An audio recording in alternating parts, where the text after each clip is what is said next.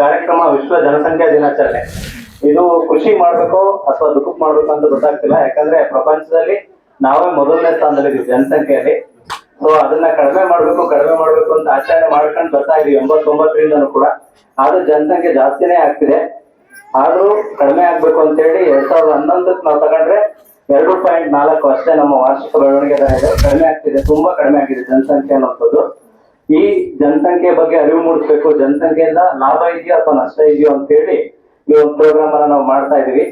ಈ ಕಾರ್ಯಕ್ರಮಕ್ಕೆ ಬಂದಿರುವಂತಹ ತಮ್ಮೆಲ್ಲರಿಗೂ ಕೂಡ ಮೊದಲನೇದಾಗಿ ಸ್ವಾಗತ, ನನಗೂ ಕೂಡ ಸ್ವಾಗತ.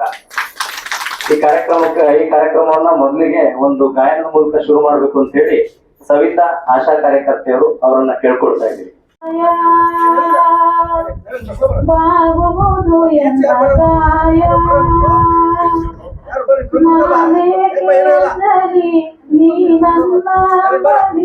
ನೀರು ಶಿವ ನೀರದಿರು ಶಿವ ಬಾಗುವುದು ಎಲ್ಲ. ವೈದ್ಯಾಧಿಕಾರಿಗಳಾಗಿರುವಂತ ತಿಮ್ರತ್ ಸರ್ಗೆ ಈ ಸಭೆಗೆ ಸ್ವಾಗತ ಕೋರ್ತಾ ಇದ್ದೀನಿ. ವೈದ್ಯಾಧಿಕಾರಿಗಳಾಗಿರುವಂತ ಅರಸ್ ಸರ್ಗೆ, ಕಾಂತರಾಜ್ ಅರಸ್ ಸರ್ಗೆ ಸ್ವಾಗತ ಕೋರ್ತಾ ಇದ್ದೀನಿ. ಆಯುಷ್ ಡಾಕ್ಟರ್ ಆಗಿರುವಂತ ಉಮಾ ಮೇಡಮ್ಗೆ ಸ್ವಾಗತನ ಕೋರ್ತಾ ಇದ್ದೀನಿ. ಪ್ರಾಥಮಿಕ ಆರೋಗ್ಯ ಕೇಂದ್ರದ ನಮ್ಮ ಸಹ ಉದ್ಯೋಗಿಗಳಾಗಿರುವಂತ ಈಶ್ವರ್ ಅವರಿಗೆ ಸ್ವಾಗತವನ್ನು ಕೋರ್ತಾ ಇದ್ದೀನಿ.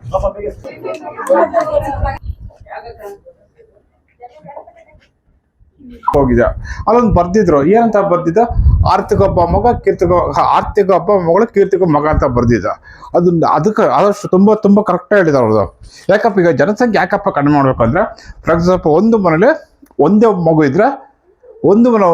ಇದ್ರೆ ಅದು ಅವ್ರಿಗೆಲ್ಲ ಬೆನಿಫಿಟ್ ಬರುತ್ತೆ, ಎಲ್ಲ ಬೆನಿಫಿಟ್ ಬರುತ್ತೆ. ಆದ್ರೆ ನಮ್ಮ ತಾಯಿ ಹೇಳ್ತಿದ್ರು, ನನಗೂ ಒಬ್ಬನೇ ಮಗ ಇವತ್ತು ತಾಯಿ ಹೇಳ್ತಿದ್ರು ಅಂತ, ಆ ಮಗನ ಎಬ್ಬರು ಥರ ಸಾಕಪ್ಪ, ನಮ್ಗೆ ಎಜುಕೇಶನ್ ಬೇರೆ ಏನಿಲ್ಲ ಕಣಪ್ಪ, ಸಾಕಪ್ಪ ಸಾಕಪ್ಪ ಅಂತಿದ್ರು.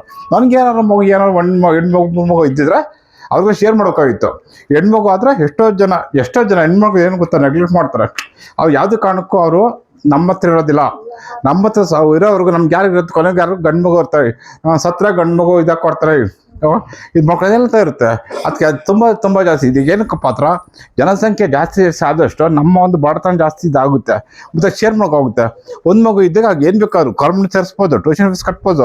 ಗಂಡು ಮಗನ ಇದಕ್ಕೆ ಕಟ್ಸ್ತಾ ಇದ್ವಿ ಕಾನ್ವೆಂಟಿಗೆ 1 ಲಕ್ಷ ಕೊಟ್ಟು. ಯಾಕಪ್ಪ ಇದಂತಂದ್ರೆ ಈ ಜನಸಂಖ್ಯೆ ಜಾಸ್ತಿ ಆದಷ್ಟು ಬಡತನ ಜಾಸ್ತಿ ಆಗುತ್ತೆ. ಶೇರ್ ಮಾಡ್ತಾರೆ. ಎಷ್ಟೋ ಜನ ಮನೇಲಿ 10 ಜನ ಇರ್ತಾರೆ. 10 ಜನಕ್ಕೆ ಎಷ್ಟು ಬೇಕಾಗುತ್ತೆ ಅವ್ರಿಗೆ ಬಟ್ಟೆ ಏನು, ಊಟ ಏನು, ತರಕಾರಿ ಏನು, ಅಲ್ಲಿ ಬೇರೆ ಸವಲತ್ತೇನು, ಮತ್ತೆ ಬೇರೆ ಇದೇನದು, ಬೇರೆ ಕಡೆ ಹೋಗೋದೇನು, ಎಲ್ಲ ಬೇಕು ಸಖತ್ತಿದಾಗುತ್ತೆ. ಏನಪ್ಪ ಅಂತ ಹೇಳಿದ್ರೆ ಎಷ್ಟೋ ಜನ ಕಡೆ ಬಾಲ್ಯ ವಿವಾಹ ಅಂತ ಹೇಳ್ತಾ ಇದಾರೆ. ಹೆಣ್ಮಕ್ಳಿಗೆ 18 ವರ್ಷ ಕಡೆ ಗಂಡು ಮಕ್ಳಿಗೆ 21 ವರ್ಷ ಮೇಲಾಗಿರ್ಬೇಕು. ಈ ಬಾಲ್ಯ ಪದ್ಧತಿ ಯಾರು ಕಂಡಿಡಿದ್ರೆ ಅವ್ರಿಂದ ಅದನ್ನೇನಿದ್ರು ಗೊತ್ತಾ, ನಾನು ಬೇಲೆ ಅಂತಾರೆ.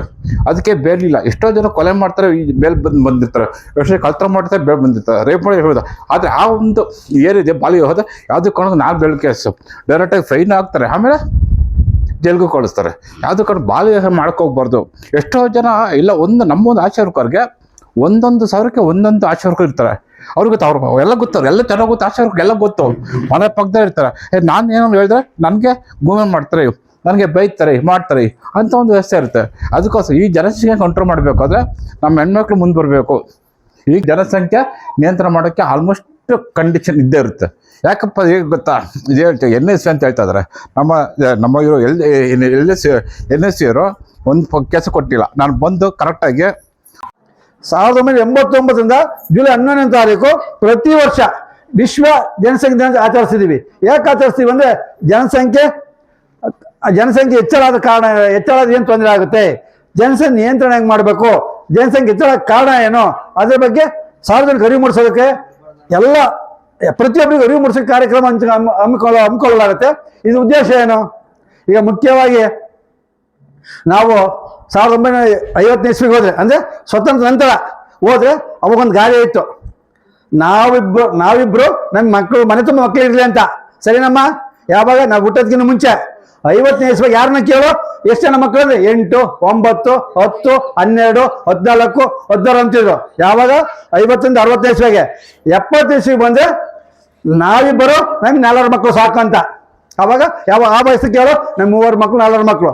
ಅದೇ ಥರ ನೆಕ್ಸ್ಟ್ ಏನಾಯ್ತು ಅಂದ್ರೆ 80 ಇಸ್ವಿ ಬಂದ್ಮೇಲೆ ನಾವಿಬ್ಬರು ನಮ್ಮಿಬ್ಬರೇ ಮಕ್ಕಳು. 80-90 ಇಸ್ವಿಗೆ ನಮ್ಗೆ ಅಂತ ಅದು 2000 ಇಸ್ವಿ ಬಂದ್ಮೇಲೆ ನಾವಿಬ್ರು ನಾವು ಒಬ್ಬರೇ ಸಾಕು, ಇನ್ಯಾರು ಬೇಡ ಅಂತಾಗಿ 2020-30 ಬಂದಾಗ 2030 ಬಂದಾಗ ನಾವಿಬ್ರು ನಮ್ಗೆ ಯಾರು ಬೇಡ, ನಮ್ ಮಕ್ಕಳೇ ಬೇಡ ಅಂದ್ರೆ ಈಗ ಲಿವಿಂಗ್ ಟುಗೆದರ್ ಗೊತ್ತಲ್ಲ, ಬೆಂಗಳೂರಿಗೆ ಆಲ್ಮೋಸ್ಟ್ ಎಲ್ಲ ಫಾರಿನ್ ಕೇಳಿ ಲಿವಿಂಗ್ ಟುಗೆದರ್ ಅಂದ್ರೆ ಸಟ್ಟಾರು ಮದುವೆ ಆಗೋಣ ಇಲ್ಲ ಬಿಟ್ಟು ಹೋಗೋಣ, ಅದನ್ನ ಕಾಲ ಲಿವಿಂಗ್ ಟುಗೆದರ್ ಅಂತ. ಇಬ್ರು ಗಂಡಿನ ಜೊತೆಗೆ ಇರೋದು, ಸೆಟ್ ಆದ್ರೆ ಮದುವೆ ಆಗೋದು, ಸೆಟ್ ಆಗ್ಲೇನೆ ಬಿಟ್ಟು ಹೋಗೋದು, ನಮ್ಗೆ ಯಾರು ಮಕ್ಕಳೇ ಬೇಡ ಅಂತ. 2050 ಇಸ್ವಿ ಬಂದ್ರೆ ಏನ್ಬೋದು, ನಾನೊಬ್ಬನೇ ಸಾಕು, ನನ್ಗೆ ಯಾರು ಬೇಡ, ಮಕ್ಕಳು ಬೇಡ, ಮದುವೆ ಬೇಡ ಅನ್ನೋ ಸ್ಥಿತಿ ಬರುತ್ತೆ. ಆ ನಿಟ್ಟಿನಲ್ಲಿ ಈಗ ಇಷ್ಟೊಂದು ಪ್ರಾಬ್ಲಮ್ ಆಗ್ತಿದೆ. ಜನಸಂಖ್ಯೆ ಹೆಚ್ಚಳ ಕಾರಣ ಏನು? ಮೊದಲಿಗೆ ಬಾಲ್ಯ ವಿವಾಹ ಅಂದ್ರೆ 60-70ನೇ ದಶಕದಲ್ಲಿ ಅಥವಾ 80ರ ದಶಕದಲ್ಲಿ 1980 ಹಿಂದ್ಗಡೆ 14 ವರ್ಷಕ್ಕೆ ಮದುವೆ ಆಗಾರು, 13 ವರ್ಷಕ್ಕೆ ಮದುವೆ ಆಗಾರು, 12 ವರ್ಷಕ್ಕೆ ಮದುವೆ ಆಗಾರು. ಕೆಲವರು ಋತುಮತಿನ ಆಗ್ತಿರ್ಲಿಲ್ಲ, ಅವಲೇ ಮದುವೆ ಮಾಡಿಕೊಡೋರು. ಋತುಮತಿ ಆಗೋದಕ್ಕೆ ಮುಂಚೆ ನಿನ್ಗೂ ಹಂಗೆ ಆಗಿರ್ಬೇಕು ಅನ್ಸುತ್ತೆ, ಇರ್ಲಿ ಅವಾಗ ಮಾಡ್ತಿದ್ರು. ಅವಾಗ ಏನು ಬಾಲ್ಯ ವಿವಾಹ ಜಾಸ್ತಿ ಇತ್ತು, ಆಮೇಲೆ ಅನಕ್ಷರತೆ ಜಾಸ್ತಿ ಇತ್ತು, ವಿದ್ಯಾಭ್ಯಾಸ ಇರಲಿಲ್ಲ. ಏನಮ್ಮ, ಆಗಿನ ಕಾಲದಲ್ಲಿ ವಿದ್ಯಾಭ್ಯಾಸ ತಂಗಿ ಕಡಿಮೆ ಆಯಿತು, ವಿದ್ಯಾವಂತರು ಕಡಿಮೆ ಆಯಿತು, ಅರಿವು ಗೊತ್ತಿರಲಿಲ್ಲ. ಅವಾಗ ಆರೋಗ್ಯದ ಬಗ್ಗೆ, ಮಕ್ಕಳ ಬಗ್ಗೆ ಅರಿವು ಗೊತ್ತಿರಲಿಲ್ಲ.